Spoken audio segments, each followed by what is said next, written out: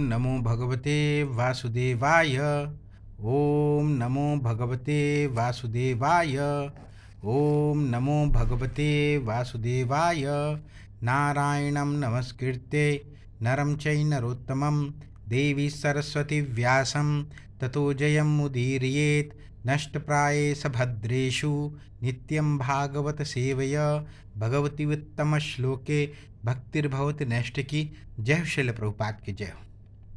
आज हम लोग भगवत गीता के अध्याय 2 का श्लोक संख्या 37वां और 38वां एक साथ पढ़ेंगे।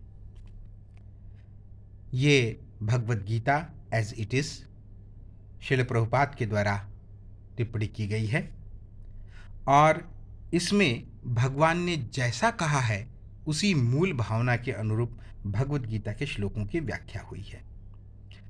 पृष्ठभूमि में अर्जुन कुरुक्षेत्र के रण में दोनों सेनाओं को आमने सामने देखने के पश्चात उसके मन में परिस्थितियों वश अपने शत्रु के लिए दया भावना उत्पन्न हुई और वो अपने कर्तव्य से भ्रमित होकर इस प्रकार के निर्णय स्वयं के द्वारा करने लगा जो उसके क्षत्रिय धर्म के अनुकूल नहीं था।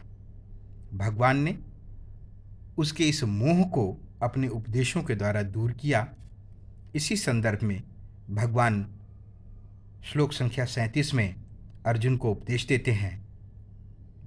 हतो वा प्राप्यसि स्वर्ग जित्वा वा भोक्ष्यसे महीम तस्मादुत्तिष्ठ कौन्तेय युद्धाय कृतनिश्चयः। हतो हतः मारा जाकर, वा या तो, प्राप्यसि प्राप्त करोगे, स्वर्गम स्वर्गलोक को, जित्वा विजयी होकर, वा अथवा, भोक्ष्यसे भोगोगे, महीम पृथ्वी को, तस्मात् अतः, उत्तिष्ठ उठो, हे कौन्तेय हे कुंती पुत्र, युद्धाय लड़ने के लिए कृत दृढ़ निश्चय संकल्प ले। अर्थ। श्रील प्रभुपाद इस श्लोक का अर्थ इस प्रकार से कहते हैं। हे कुंती पुत्र, यदि तुम युद्ध में मारे जाओगे तो स्वर्ग प्राप्त करोगे, या यदि तुम जीत जाओगे तो पृथ्वी का साम्राज्य भोगोगे। अतः दृढ़ संकल्प होकर खड़े हो जाओ और युद्ध करो। तात्पर्य।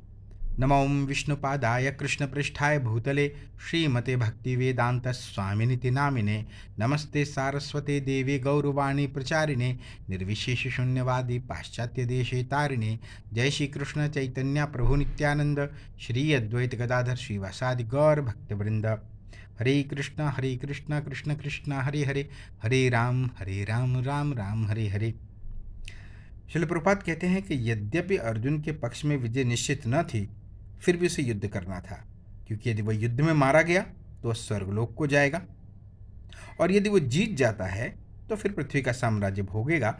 दोनों ही स्थितियों में कहीं भी नुकसान नहीं है।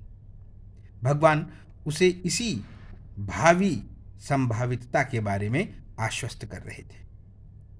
श्लोक संख्या 38 भगवद गीता यथारूप अध्याय 2। इसी से आगे कंटिन्यू करते हुए भगवान कहते हैं। समः दुःखे समय कृत्वा लाभ अलाभौ जया जयौ ततो युद्धाय युज्यस्व नैव पापम वाप्यस्यसि। सुख दुखे तथा दुख में, समय संभाव में, कृत्वा करके, लाभ अलाभौ लाभ तथा हानि दोनों, जय अजयो विजय तथा पराजय दोनों, तथा तत्पश्चात युद्धा युद्ध करने के लिए, युजस्व लड़ो, न कभी नहीं, एवं इस तरह पापम पाप अवाप्यस्यसि प्राप्त करोगे। अर्थ। तुम सुख या दुख, हानि या लाभ, विजय या पराजय का विचार किए बिना युद्ध के लिए युद्ध करो। ऐसा करने पर तुम्हें कोई पाप नहीं लगेगा। तात्पर्य। जय श्री प्रभुपाद की जय। अब भगवान कृष्ण प्रत्यक्ष रूप से कहते हैं कि अर्जुन को युद्ध के लिए युद्ध करना चाहिए, क्योंकि यह उनकी इच्छा है। कृष्ण भावनामृत के कार्यों में सुख या दुख, हानि या लाभ, जय या पराजय को कोई महत्व नहीं दिया जाता। दिव्य चेतना तो यही होगी कि हर कार्य कृष्ण के निमित्त किया जाए। अतः भौतिक कार्यों का कोई बंधन फल नहीं होता। जो कोई सतोगुण या रजोगुण के अधीन होकर अपनी इंद्र तृप्ति के लिए कर्म करता है, उसे अच्छे या बुरे फल प्राप्त होते हैं। लेकिन जो कृष्ण भावनामृत के कार्यों में अपने आप को समर्पित कर देता है, वह सामान्य कर्म करने वालों के समान किसी का कृतज्ञ या ऋणी नहीं होता। भागवत में भी कहा गया है, देवार्षि भूताप्तृणाम पितॄणाम न किंकरो नायमृणी च राजन सर्वात्मना यः शरणं शरण्यं गतो मुकुंदः परिहर्त्य कर्तम। जिसने अन्य समस्त कार्यों को त्याग कर मुकुंद श्री कृष्ण की शरण ग्रहण कर ली, वह न तो किसी का ऋणी है और न ही किसी का कृतज्ञ, चाहे वे देवता, साधु, सामान्य जन अथवा परिजन, मानव जाति या फिर पितर ही क्यों न हो। इस श्लोक में कृष्ण ने अर्जुन को अप्रत्यक्ष रूप से इसी का संकेत दिया है।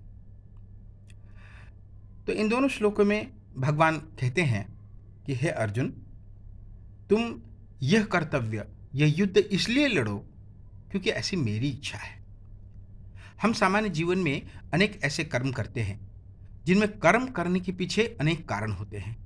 किसी में अपनी व्यक्तिगत महत्वाकांक्षा होती है, किसी में समाज को दिखाने के लिए होता है, किसी में किसी को कष्ट देने के लिए होता है, किसी में अपने गर्व की संतुष्टि के लिए होता है और किसी में स्वर्गलोक की प्राप्ति के लिए। ये सब कारण हमें कर्मों के द्वारा जन्म जन्मांतर के बंधनों में बांधते हैं। पाप हो तो बांधते हैं, पुण्य हो तो बांधते हैं और हमें जन्म मृत्यु के आवागमन के चक्र में फंसाते हैं। फिर चाहे वो कार्य सतोगुण में किए गए हों, रजोगुण में किए गए हों, और तमोगुण की तो बात ही क्या है।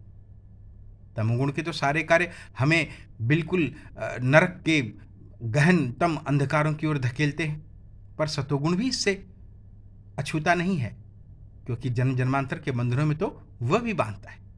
तो भगवान ये स्पष्ट रूप से 38वें श्लोक में ये कहते हैं कि अर्जुन, युद्ध के लिए युद्ध करो। शुरू में अर्जुन युद्ध इसलिए करना चाहता था क्योंकि अपने ऊपर और अपने स्वजनों के ऊपर हुए प्रतिकार, जो अन्याय है, उसका प्रतिकार करना चाहता था।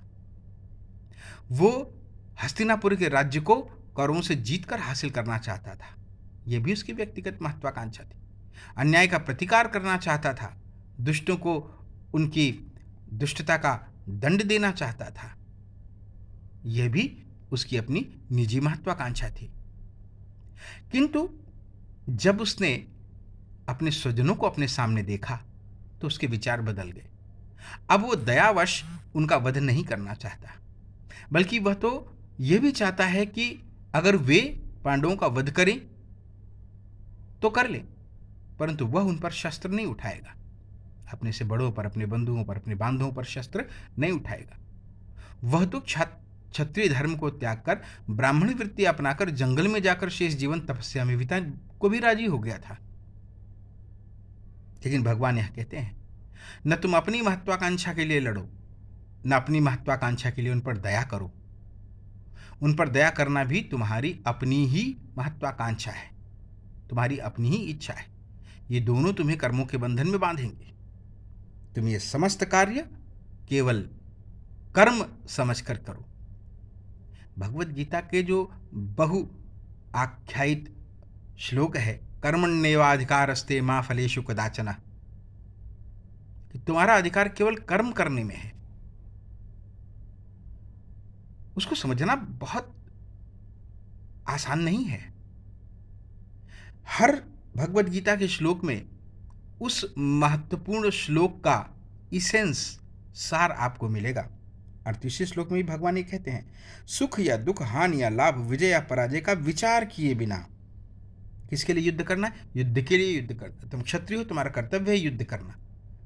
अपने कर्तव्य के लिए युद्ध करो, न अपनी व्यक्तिगत महत्वाकांक्षा के लिए युद्ध करो, न व्यक्तिगत महत्वाकांक्षा के लिए युद्ध का त्याग करो। और अब तुम युद्ध क्यों करो? क्योंकि यह मेरी इच्छा है।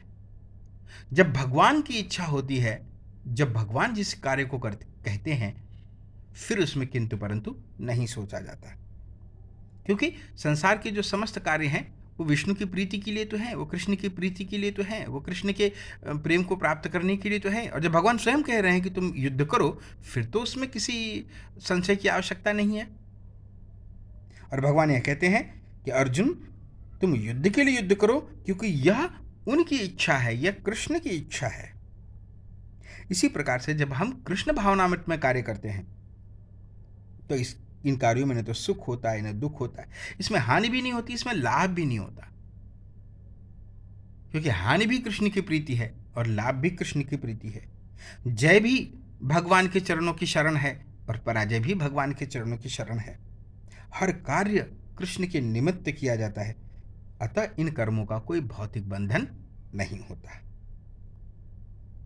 जब हम सतोगुण या रजोगुण में अधीन होकर अपनी इंद्र तृप्ति के लिए कार्य करते हैं, अर्जुन युद्ध भी अपनी इंद्र तृप्ति के लिए कर रहा था, और अगर देखा जाए तो युद्ध का त्याग भी उसकी एक प्रकार की फाइन इंद्र तृप्ति थी। तो भगवान कहते हैं कि अपनी इंद्र तृप्ति के लिए मत करो, अपनी इच्छा के लिए मत करो, मेरी इच्छा के लिए कार्य करो। आज हम लोगों ने भगवद गीता के 37वें और 38वें श्लोक के इसेंस को समझा। श्रील प्रभुपाद की लिखित Bhagavad Gita as it is के द्वारा। आगे और वीडियो में हम भगवद गीता के 39वें और 40वें श्लोक में इसी बात को आगे लेकर के चलेंगे। तब तक अपना ध्यान रखिएगा, भगवान कृष्ण की भक्ति में निरत रहिए, हरे कृष्ण महामंत्र का नियमित जप कीजिए और भगवान के दिव्य विग्रहों का दर्शन कीजिए। आप सभी को कृष्ण भावनामृत में प्रगति करने के लिए बहुत बहुत शुभकामनाएं। हरे कृष्णा।